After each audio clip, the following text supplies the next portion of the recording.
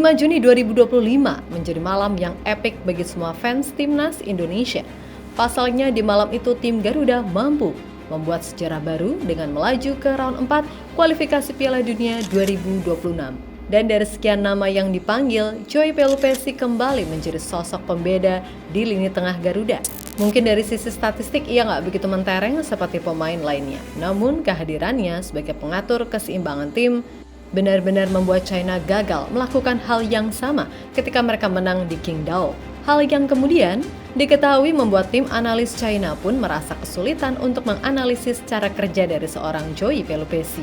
Dan mereka pun juga diketahui merasa kebingungan. Gimana bisa Indonesia punya pemain seperti ini? Tenang, simple, dan tahu caranya menjaga posisi.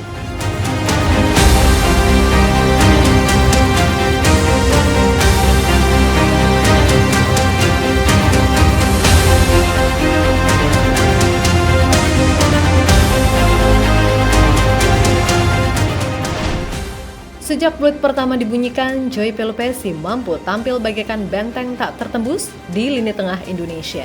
Bersama Tom Haye, duet maut ini mengendalikan ritme pertandingan seperti seorang maestro yang memimpin orkestra megah. China yang datang dengan ambisi mencuri poin seolah terpana menghadapi kedisiplinan dan keganasan Joy dalam memutus serangan balik mereka. Setiap tackle-nya ataupun intercept-nya bagaikan kilat yang menyambar. Dan setiap umpannya laksana anak panah yang melesat tepat sasaran. Yap, di laga versus China, Joy yang terlihat sederhana mampu mencatatkan statistik yang mentereng. Dikutip dari FootMob, ia mampu mencatatkan 85% akurasi passing dan 8 kali mengirim umpan ke final third.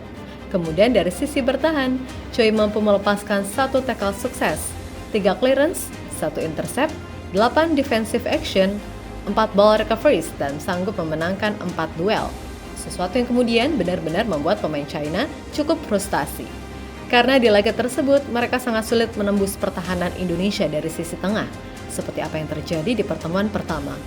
Yap, kehadiran Joy Pelupesi memang menjadi berkah tersendiri. Dan angka-angka tadi seolah tak cukup menggambarkan majisnya penampilan dirinya yang bahkan sanggup membuat Justin Hubner diem ketika mendapatkan teguran dari dirinya.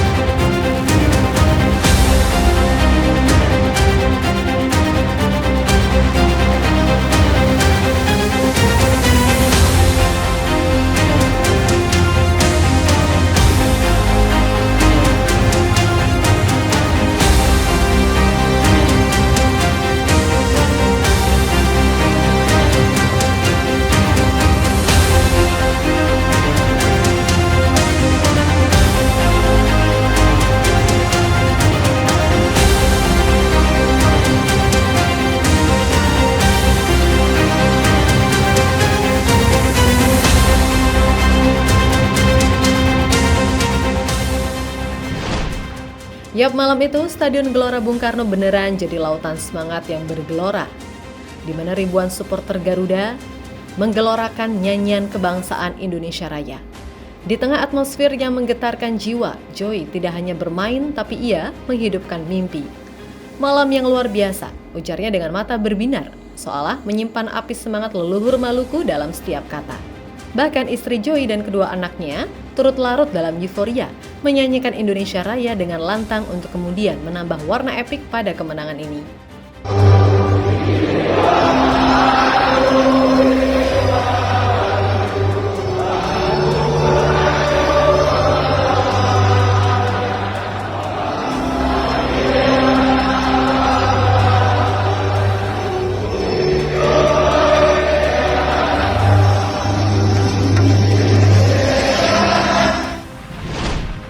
Yap, gol kemenangan dari titik penalti oleh Rumeni di menit ke-45 memang menjadi penentu.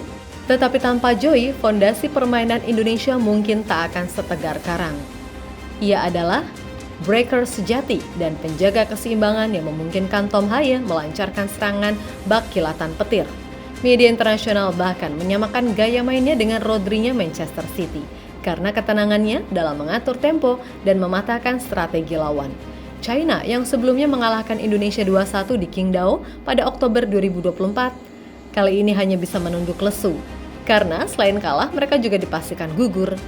Joy yang absen di laga sebelumnya karena belum menjadi WNI, benar-benar menjadi mimpi buruk bagi pasukan sejuta panda. Kami bermain untuk lolos ke Piala Dunia, perasaannya berbeda, kata Joy dengan penuh semangat seolah menyuarakan ambisi seluruh bangsa. Tentu saja, dengan kemenangan ini, Indonesia membuka lebar pintu menuju putaran keempat kualifikasi dan Joy Pelupesi adalah salah satu kunci utama yang membuka gerbang itu.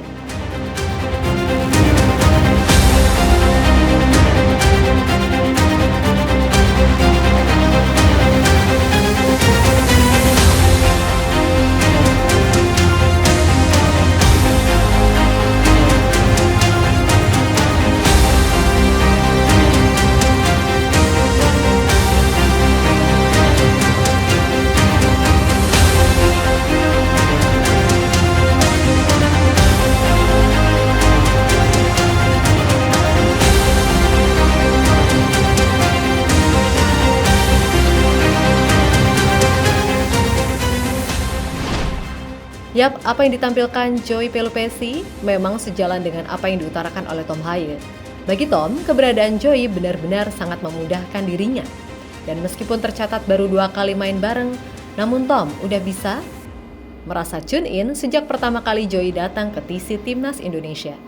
Saya pikir yang dilakukan oleh banyak pemain, mungkin saat mereka bermain bersama untuk pertama kali, terutama kalau Anda bermain di lini tengah bersama.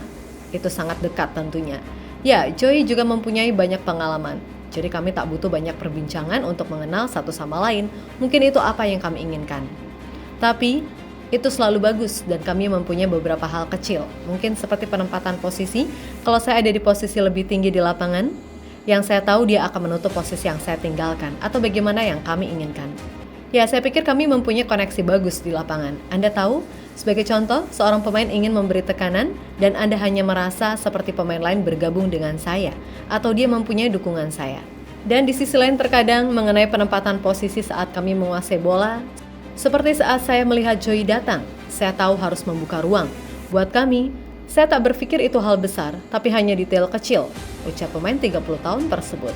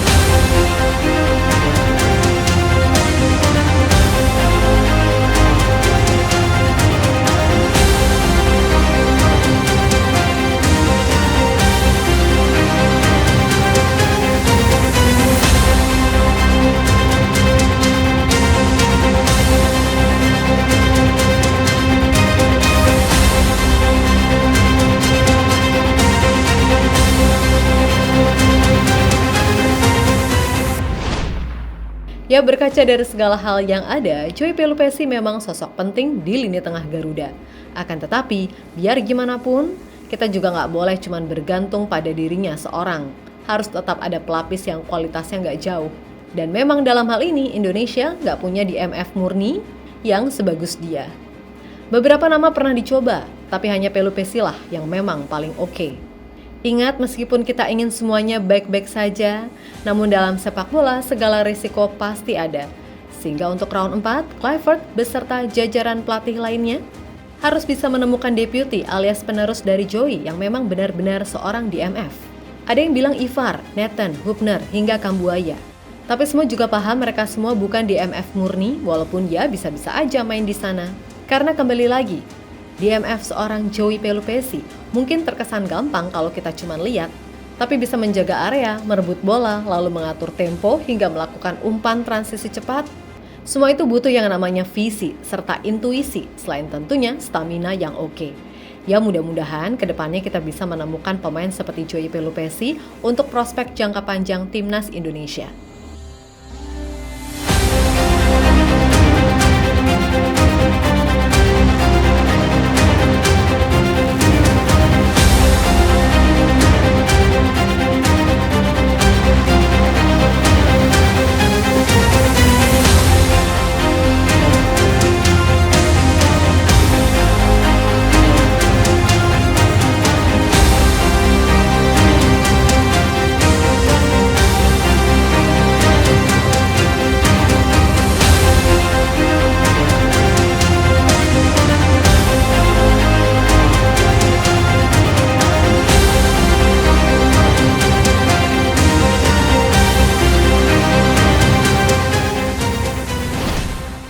Yap, terlepas dari apapun, pokoknya meskipun udah lolos ke round 4, tetap laga melawan Jepang sebisa mungkin harus bisa dimaksimalkan. Biar apa? Ya biar percaya diri itu tetap terjaga, kan gitu. Dan mudah-mudahan dengan adanya jadwal kosong di bulan September, yang mana Pak Erik mengatakan akan menggelar uji coba melawan Kuwait dan Lebanon, tim pelatih bisa memaksimalkan itu sebagai ajang eksperimen. Tentu bagi pemain-pemain seperti Dean James ataupun Marcel Kars, biar bisa dapat picknya. Pokoknya tuntaskan dulu round 3 dengan semaksimal mungkin. Barulah setelah itu, kita berpikir soal round 4 yang ngeri-ngeri sedep karena tuan rumahnya Arab dan Qatar. Gak kaget sih karena tahu sendiri AFC kayak gimana. Intinya, fight dan tunjukkan bangsa kita bangsa yang besar, kan gitu. So buat semua elemen timnas, tetap semangat dan sukses selalu. Oke, kita Garuda.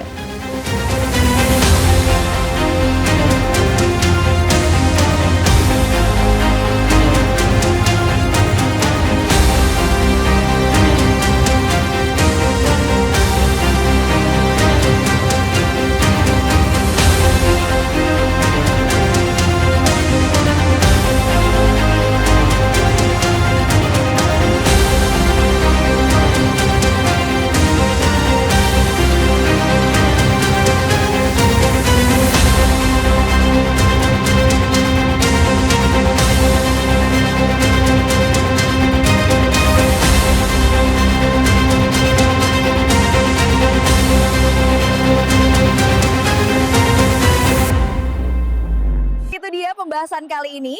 Jangan lupa like, komentar, dan subscribe kalau kamu Garuda fans sejati. Kita ketemu lagi di video selanjutnya. Dan ingat, dukunganmu adalah bahan bakar semangat timnas.